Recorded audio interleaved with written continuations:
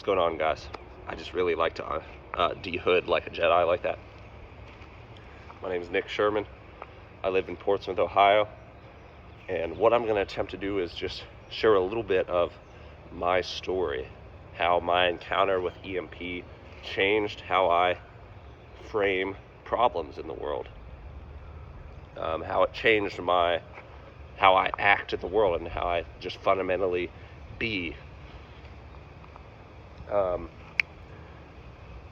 Maybe you don't have time for that. I have some takeaways in the description, just some basic takeaways. But if you're along for the ride, maybe it's helpful to you. Maybe it gives you some insight as well. So let's see. I remember telling my buddy JD, hey, JD, you know, we were working out in a local gym, and we'd explored a bunch of different methodologies. 5-3-1 for lifting, with basic strength program. Dan John, who does kettlebell sort of strength stuff. Pavel, another workout guy. Let's see, Ben Patrick with knees over toes. CrossFit, I CrossFitted for a long time. We were just checking out Goggins. I was checking out Tim Anderson later. Louis Simmons with the conjugate program, which is super interesting. But I was like, JD, who's going to get these methodologies kind of to talk to each other? And who's finally going to put the pieces together? That was the question I was asking him. And then this is the good thing about the online world, guys, is I think the algo kind of started to kick me things here and there. And then I encountered Rafe Kelly. And I was like, oh my gosh, this guy's trying to do something as audacious as make the most meaningful workout methodology. I'm like, how does this work? But it made sense to me. It made sense to me inherently, because, well, you know, if you're a hammer, everything looks like a nail. And so we need to expose ourselves to different kinds of movement. I sort of already have an aptitude for this. I'm an open-minded person. I like exploring variety. That has helped me and hurt me in certain ways, just like anybody's personality characteristics do. The things that make us good makes us bad, guys. That's a lot. You know what? If there's something that is really worth exploring, it's the idea that the same thing that makes systems work, maybe that we don't want to get into that yet, but anyway, I encountered Rafe Kelly and the 5 pillars. Something that happens, guys, if you explore a lot of variation, and this made sense to me as I started to explore the ecological approach more. If you explore a lot of variation, then you start to find the invariant principles, right? Rafe was on this journey naturally himself, and he determined that the invariant principles for human movement, for like the whole foods of a good movement program, would be something like body to itself movement, body to environment, body to object, and body to body. And all of that, look, he knew also that we would have to orient that at the correct thing. Like, who also would like a really complete movement program? The bad guys, right? Attila the Hun or something. I'm sure that would be beneficial to him in his campaign. So you have to make sure it's oriented at the right thing.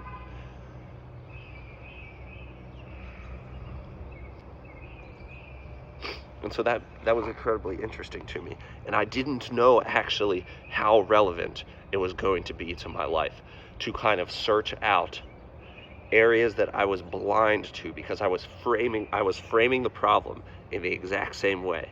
Okay, if you're a hammer, everything looks like a nail. I was telling Rafe the other day, we hopped on a call just for a minute to talk about a particular upcoming project, and I remember telling him, Rafe, excuse me, I'm just getting over a little illness. It's made me particularly reflective today. I was telling him, Rafe, I was Sisyphus, bro. Okay? I liked it. It was a romantic story. The idea of just taking on as much as you can, pushing that boulder up the hill, only for it to roll down again, right? What I wasn't recognizing is that it was a punishment. Okay? It was a kind of Greek torture.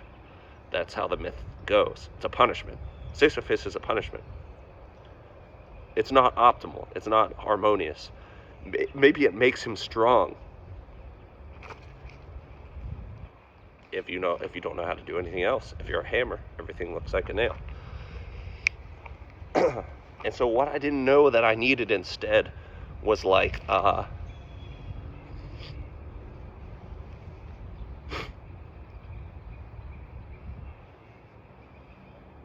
what I didn't know that could help me was the ecological approach.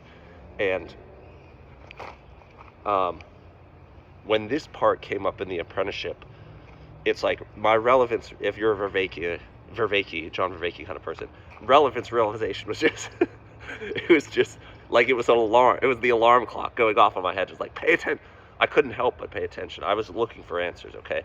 I approached Evolve Move Play existentially. It's okay. Listen, it's okay to do Evolve Move Play because it adds something meaningful to your life. It doesn't have to be all the way down in the deep water. You don't have to over-intellectualize or theory craft this stuff. I just like to do that. I'm prone to do that, and it's helped me and hurt me at the same time, okay? This is how any system works. What makes people good is what makes them bad.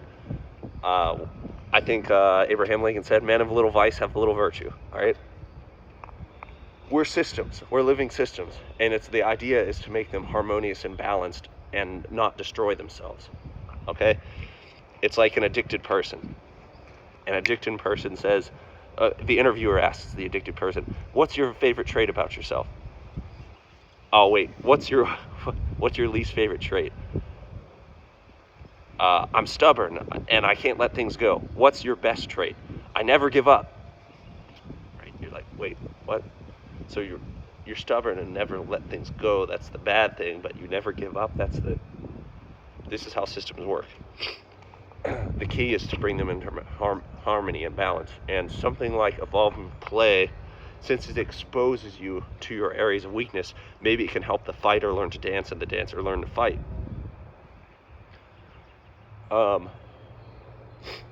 It shows you your areas of weakness, and it helps you playfully engage with them. Vervaeke says play eliminates the existential mode. I found this to be true.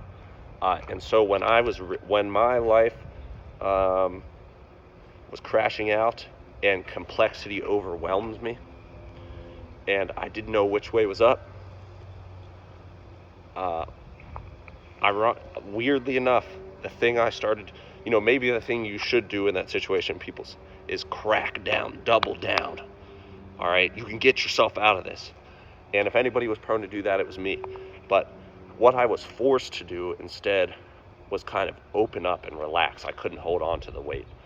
Even people that say that if you want to be a Buddhist, the very first thing you have to do, I'm not a Buddhist, but the Buddha's message changed me because it's a message about harmony and balance. It's about the middle path. It's about not having your strings tightened too tight or too loose. They say the first thing you got to do if you want to become a Buddhist is give the full weight over to the Buddha. Not too dissimilar to giving it up to Christ, laying at the feet of the cross, right? Sometimes those two worlds really misunderstand each other, and I think that's a shame.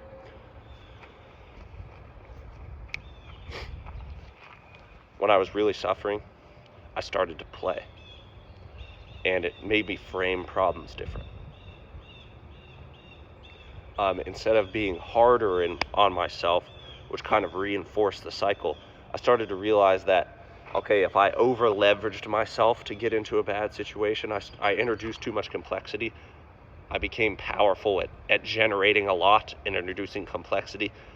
I wasn't going to get out of that by trying to address things one at a time. I would have to find a different leverage.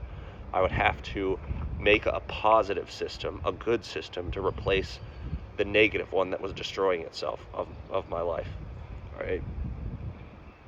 And that's where the ecological dynamics came in, and I'm gonna try to pull this together, guys, in the next couple minutes here. Thank you for bearing with me, but basically between a synthesis of sitting with and exploring and learning over and over again, some of Rafe's work with Evolve Move Play, what we were learning, and how to how to get people to acquire skill, what we were learning with the ecological approach there, what I was learning through John Vervaeke and the Awakening from the Meaning Crisis, and also through Chandler Stevens' business coaching work that intersected with Evolve Move Play, I started to see that my model for life was Sisyphus, okay? And that it was not helping me. It may have built me strong. It may have given me almost a unique capacity. Okay, it gave me a unique capacity in some ways, and that's why I just kept pressing the button, because I was getting attention from it, I was getting jobs from it, people were interested in me. But every time I rolled that boulder up the hill a little bit higher, eventually my strength started to give out. It started to work against me the other way. All right, we can only lift so much. You know what I mean? That was the model for my life.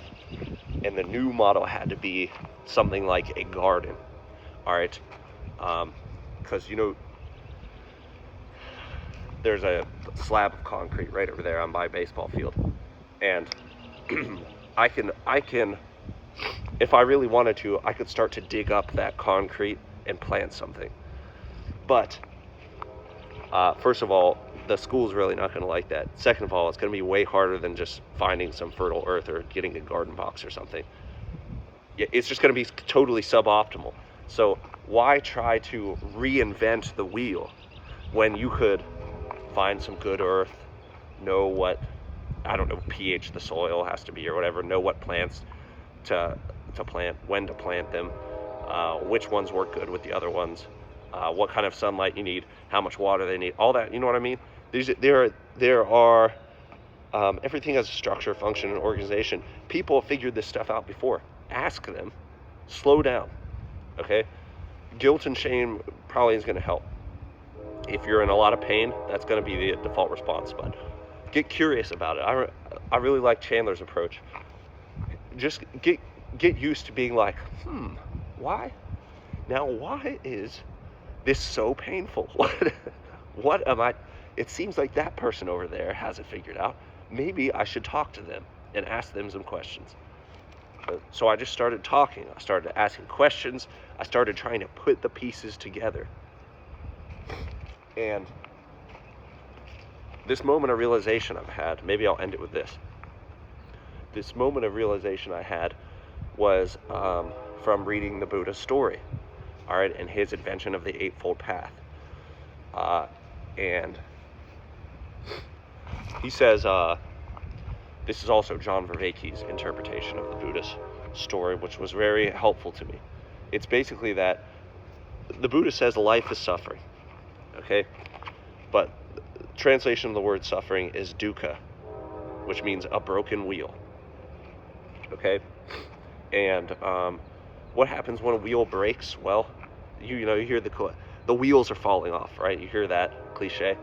Well, because when one spoke breaks or one wheel breaks, then the carriage tips over, or probably more wheels will fall off if it's going at a high speed, right?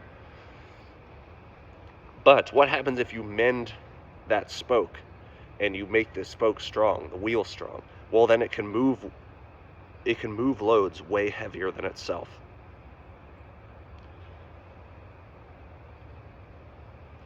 I think I heard the term from Chandler. It's not explicitly his term, but the idea of a virtuous circle. How can we build these virtuous circles, these good systems into our life that help us spiral up instead of breaking and spiraling down?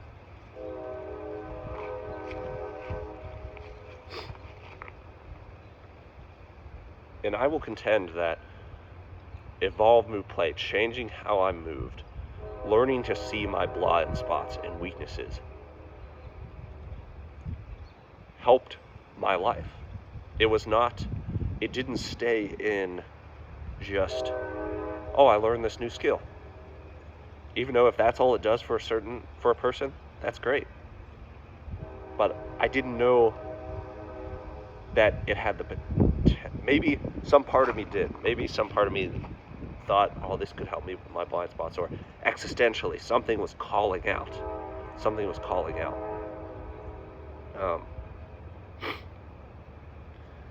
changed the model of my life from Sisyphus to the garden, the wheel, the virtuous circle.